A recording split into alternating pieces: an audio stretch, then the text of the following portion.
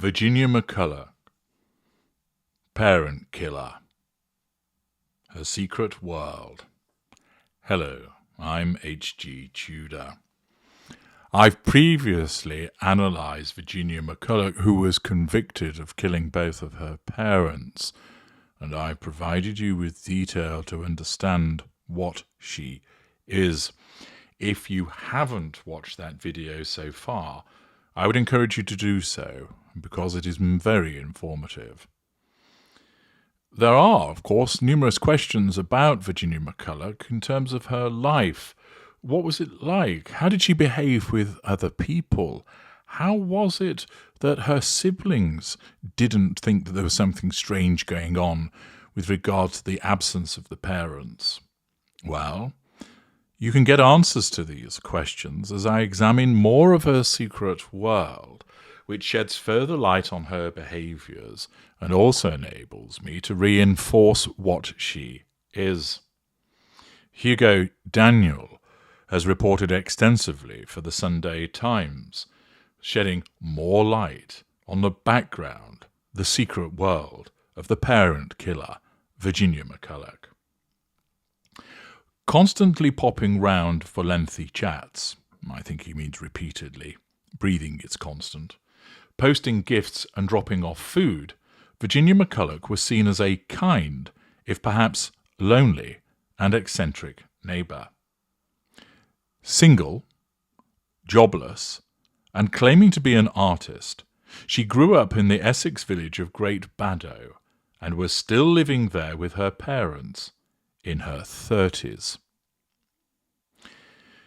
Now, the fact that she is single reinforces the loner nature of her as a psychopath. It also reinforces the fact that she's not a narcissist by virtue of the fact that she doesn't seek fuel. Narcissists can be single. Often you'll find they will have an intimate partner primary source.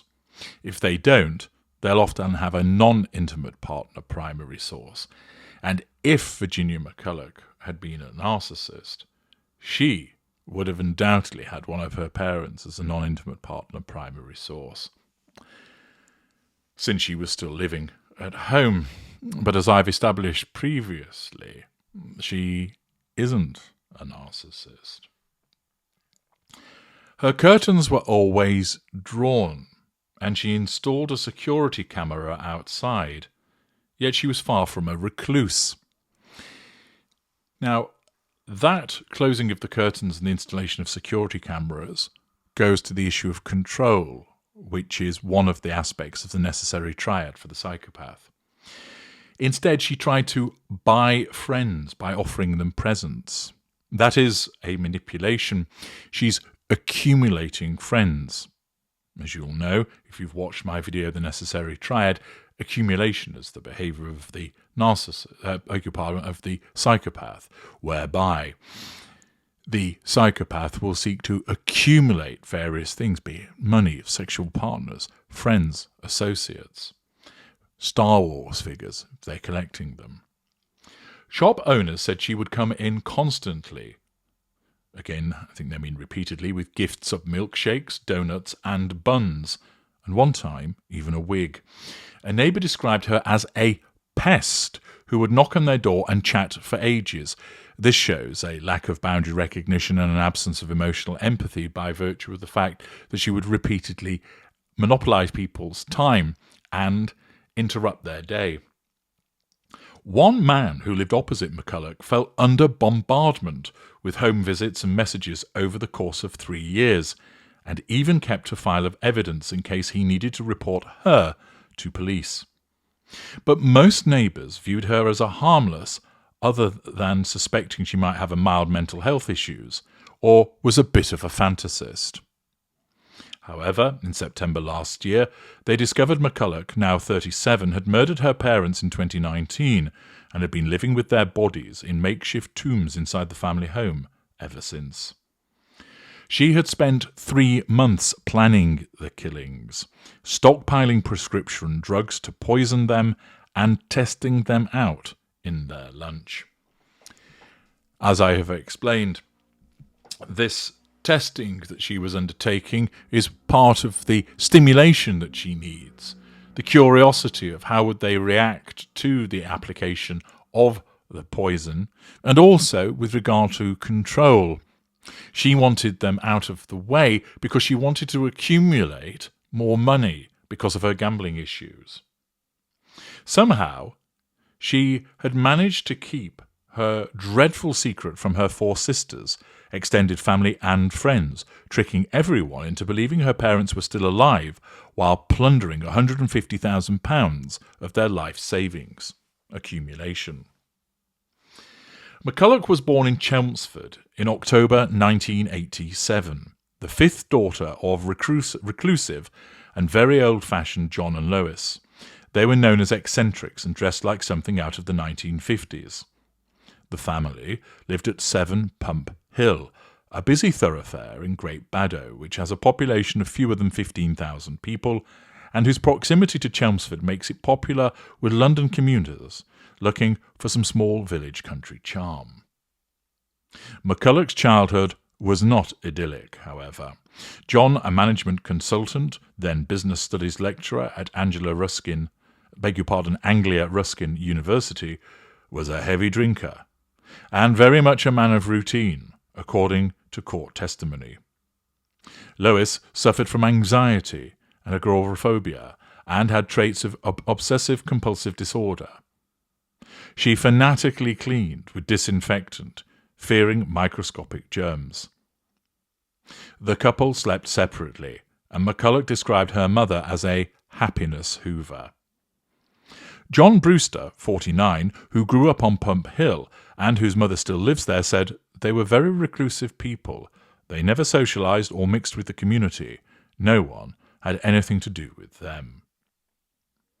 Several people in Great Baddow said the children wouldn't be dressed well at school and would be teased. Others said it was nothing out of the ordinary, particularly for parents of modest means bringing up 5 children. Steve Thurley, aged 70, a local butcher, said, "I have customers that went to school with her. They said she was picked on. I've heard she took a lot of bullying and mickey-taking. Her nickname was Smelly Ginny." Another recalled how McCullough once confided that she was teased at school and called Pissy Ginny. Lisa Wilding, KC, the prosecutor, said, "One of the children used to wet the bed and was punished for it by Lois." Pausing there, it is stated that extended bedwetting is an indicator of psychopathy. Social services became involved for a period of time. Notwithstanding this, John and Lois are described by the defendant's siblings as functional rather than affectionate. Neil Mackay, 50, a postman, worked with one of McCullough's older sisters at a local supermarket when they were teenagers. He claims she was terrified of her father. "I remember once her dad, as punishment, made her cut the grass with a pair of scissors," she told me. "She didn't want to be at home. She left as soon as she could and didn't go back after that." This environment of neglect and creating terror may well explain why the siblings didn't have any involvement with their parents thereafter, and therefore were unaware for such a long period of time that their parents had actually been killed and had gone missing. It also points to the potential that a genetic aspect of McCullough came from her father, that he may well have exhibited behaviours similar to the ones that she has. McCullough is thought to have remained in the family home, and about 10 years ago took a part-time barmaid job at the Ship pub in Chelmsford. Joe Themistokoulios, 48, who worked alongside her a few times, said she was strange. That strangeness is likely to be the absence of her emotional empathy, the fact that she was largely a loner, and the fact that some of her behaviours, of course, would stand out as odd as a consequence of lacking an understanding of the appropriate way to behave herself. She used to bring in presents for staff, including makeup and wigs. Notice, again, offering a wig as a present, which seems a rather strange thing to do, which demonstrates misfiring cognitive empathy and absence of emotional empathy in failing to understand what would make a decent present. One worker said the manager would drop her home and she would go into her bag for the keys and take forever to find them, like she didn't want to go in. Years before the murders, McCullough secretly gained control of her parents' finances, stealing money, absence of emotional empathy, accumulation, and forging documents, manipulative behaviour, to cover her tracks. Before her arrest, she had fraudulently spent almost £150,000 using their pensions, credit cards and winter fuel payments. She spent £21,000 on online gambling after their deaths.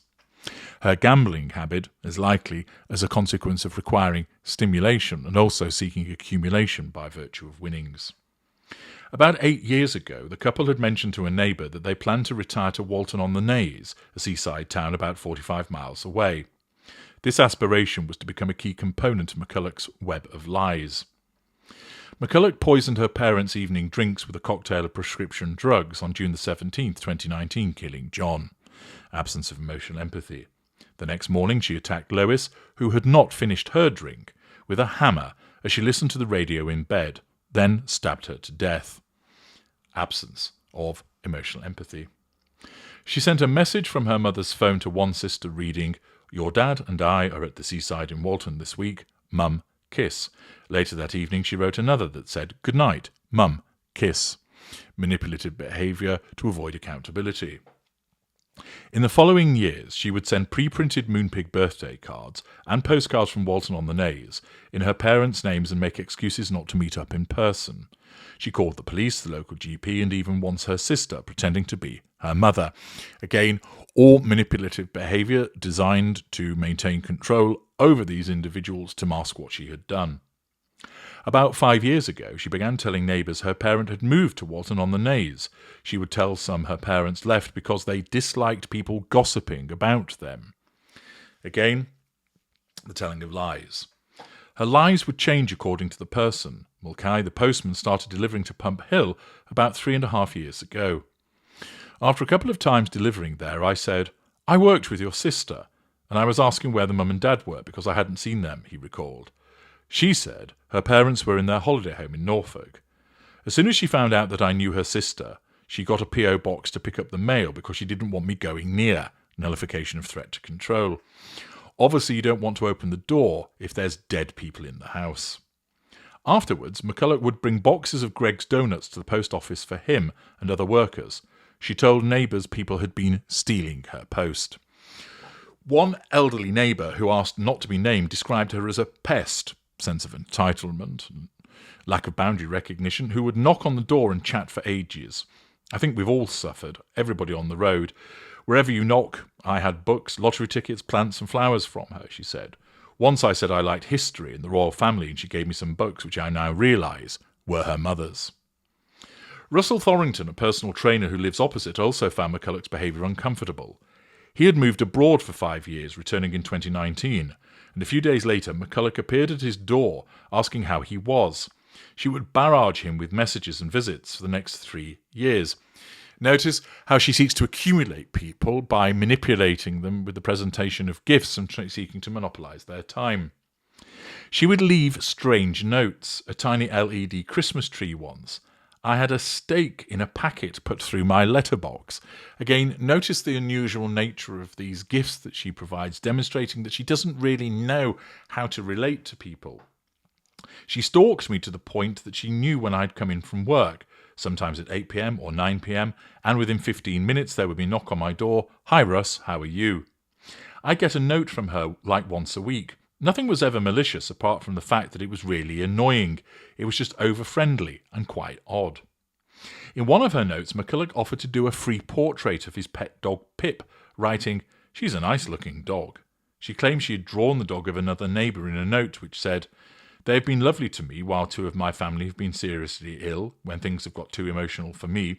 They have met all my siblings and parents and know us for a while growing up too." Thorrington started keeping a file of evidence in case he needed to report her to the police. He said, "At the time it was like, what does a 35-year-old personal trainer do? call the cops because he's getting notes through the door. After her arrest, he gave officers the file. Phil Sargent, 68, who lives 2 doors down, says she gave him steaks, donuts, Chinese takeaways, and tools, including 2 saws. Again, these bizarre gifts. Judith Way, in her 60s, was hired as a gardener by McCullough about 2 years ago. She paid her £20 an hour and gave her jewellery and expensive perfume and cooked her muffins and soup.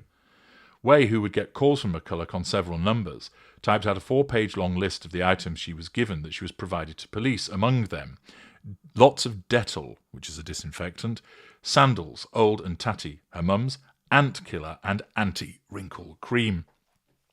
Again, notice the way that she's giving these possessions of her parents and trying to provide them as gifts in order to influence people to like her. She's seeking to accumulate the neighbours whilst using incongruous gifts to achieve this. Way also explained, I vaguely knew her parents. She told me they would visit under the cover of darkness from the seaside town because they didn't want to be seen by the neighbours, who were being horrible to them. It was a load of rubbish, of course. McCullough also gave her seashells she claimed she had picked up while visiting her parents. Although she often worked in her garden, she was never allowed in the house. She opened the door, and the waft of perfume would just, she stank of perfume, always. In fact, everything she gave me reeked of perfume.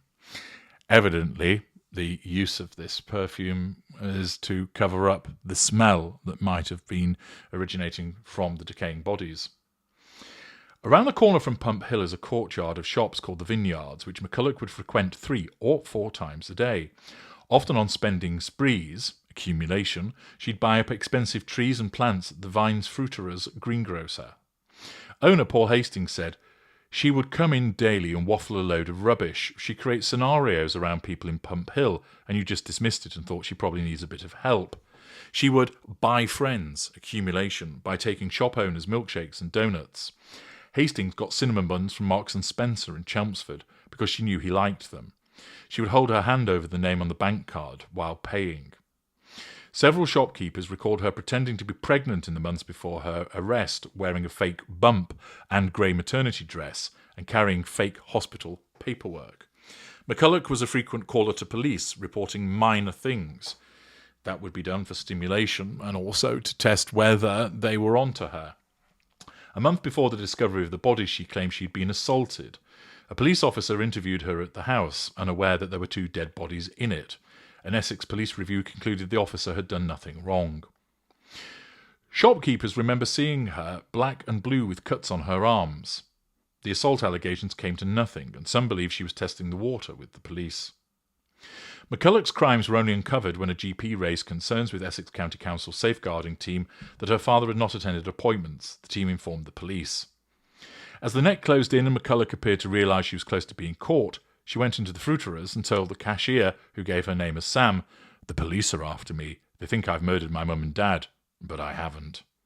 Sam, who enjoyed going for coffee with McCullough, still describes her as sweet. Her teenage daughter was ill and McCullough would buy her magazines and makeup. "I actually really liked her. I just can't believe it, really," she said. Of course, all of these purchases will have been done utilising somebody else's money, namely her parents, showing a sense of entitlement in the way that she behaved, and also the way that, again, she was seeking to accumulate people as friends. On September the 15th, at 11:30 a.m, police raided 7 Pump Hill. Chilling footage shows McCullough matter-of-factly admitting to killing her parents, see parts passing for the analysis, telling officers where to find the bodies and saying, "Cheer up, at least you've caught the bad guy."